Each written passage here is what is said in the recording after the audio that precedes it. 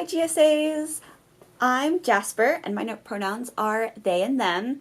If you're watching right now when I'm filming this, welcome to Pride Month, but really it's Pride all year around. Come on. We're colorful people. I don't know how you all are celebrating this year or anytime at all this year, but I just got tea, which is so cool because I am a non-binary pansexual human, and I've been waiting for this forever, so I get to do it during Pride Month, which is so cool. But today we will be talking about how to make a mini zine or a mini magazine. So what is a zine? A zine can be made from a piece of paper just like this, and then we fold it up and turn it into this. And then I will be showing you how to customize it and make it into a fun little, mental health support, sort of reminding ourselves what to do when we feel upset or lonely, because it can definitely be hard and lonely to be a queer person sometimes, especially in a place like New Mexico where a lot of our communities are very rural, and it can be very lonely to be the only maybe queer person that you know about. So, when did zines actually come around? They've been around for at least 100 years now. They started as a sort of old version of fanfic, because we all love fanfic around here.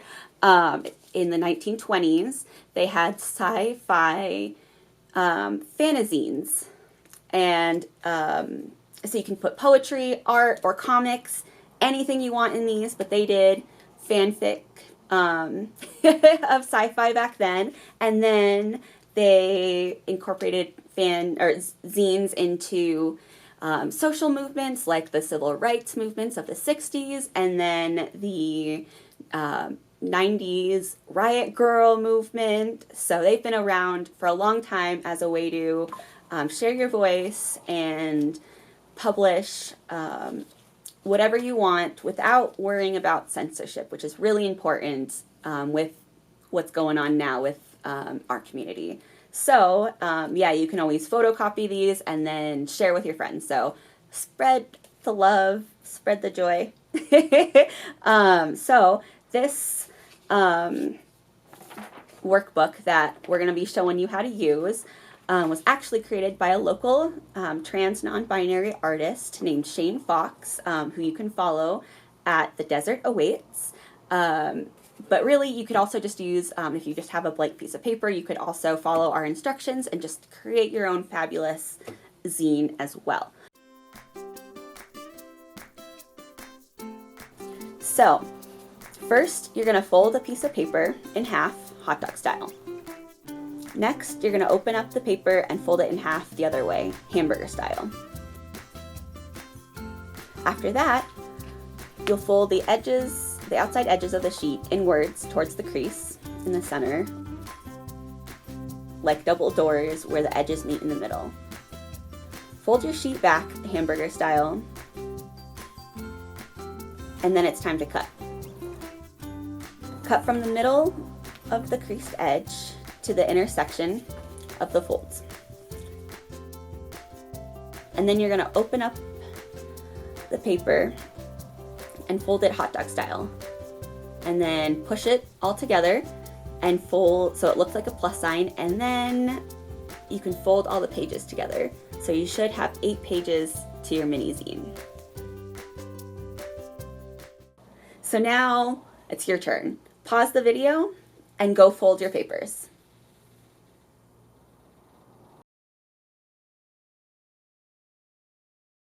I hope you did it, because now we're going to talk about how to fill it out. So, if you started with a plain piece of paper, feel free to design your cover. Otherwise, color in the cover of your zine. I had fun coloring mine in, obviously. So, after you color it in, we're going to talk about activities that ground you and fill that in on the first couple of pages. So this could be walks, or talking with your friends, or listening to music. You could put a little tiny URL if you're creative enough to do that. I put talking with my friends because I obviously I'm a huge extrovert and get my energy hanging out with my friends and chatting with them. That's what I did after I went and got my tea the other day because I was so excited and just needed energy from my friends. But I also love to snuggle with my chunky cat and go for walks out in nature. So I put a little tree because I'm a tree hugger, which apparently is a super trans mask thing to do. I was called out one time. It's fine. And then on our next page, we have who is in our orbit and helpful phone numbers that we can reach out to when we're feeling sad and alone. So this could be friends or teachers or family members. So again, like my friend that I hung out with after getting tea, it might be one of them. Also, someone else that I would put is the staff member who was in charge of my GSA, who is the reason I was as out as I was, as early as I was. I love her to death, and she passed away 3 years ago next month, and, you know, she would be so excited to hear that I got tea during Pride Month. But also, there's a couple of groups of people that you could call if you just need to call someone and don't know what else to do. You can call 988, which is sort of an equivalent to a 911, but for mental health. But they will not, unless under rare circumstances, they won't involve the police. It's really just a hub for mental health resources and to connect you to local resources. Another one, especially if you like apps and texting people, you can get the app NM Connect, which is specifically for New Mexico youth, and it has a lot of resources. It also has folks you can actually connect with live and talk to. The other thing with 988, if you press 3 after dialing, you can get connected with queer affirming individuals. So that's really cool. So then, after that, we're going to talk about affirmations because it can be really easy to get stuck in those sad and depressing thoughts. So we want to remind ourselves how awesome it is to be queer and ourselves because queer is fun. Queer is beautiful. So I put that non-binary exists because we're fabulous humans. We're so cool. And then I put short king because my friend told me that and it made me smile for days. So think about what things that your friends have told you or you tell yourself that just make you smile and super happy.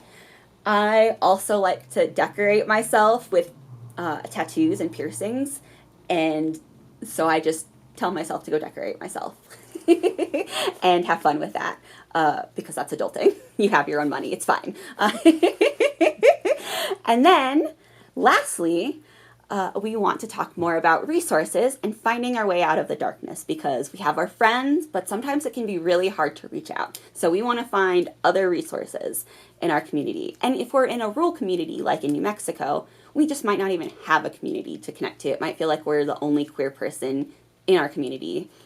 So if you're here and you found us, you at least know about Heal Plus NM. We have a lot of great resources across the board on SQUINCH for GSAs, SQUINCH for families, and just in general. But also, if you want to find any mental health providers or any other kind of providers that are LGBTQ affirming, we have Bright Spaces.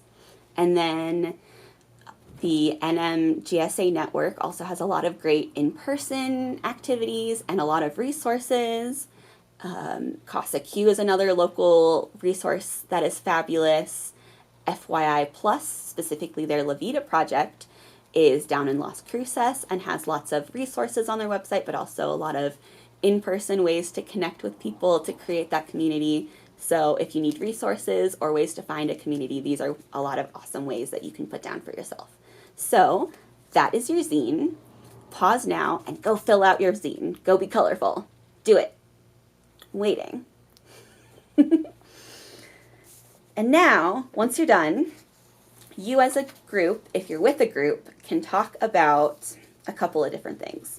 You can share your zine, but no pressure because, as I talked about, these can be really personal with a lot of personal experiences or just reasons why you connect with certain people or certain things. And then you can talk about how you as a group can support each other and help each other out. So you can offer mental health tips or a shoulder to cry on or be the person someone else can call and everyone can offer up their own ideas. Maybe you can even make a list if you want to write up on a whiteboard or just write up on a piece of paper that you can keep for your meetings. And then you can also just ask the group what you might need specifically. Like, I have a hard time reaching out when I'm alone, so I might reach out to a friend and be like, I'm not good at this, so I'm sorry, but you can always ask me if I'm okay. Or just, yeah, be there for me if that's what you want to do, just as an example. So thank you again to Shane Fox, our fabulous artist who designed the scene and the module, and the Mountain Center who does the NMGSA network and collaborating for this whole entire project. And then, of course, the staff and interns here at Heal Plus NM, Alex and Laisa, and your favorite queer public health nerd, me.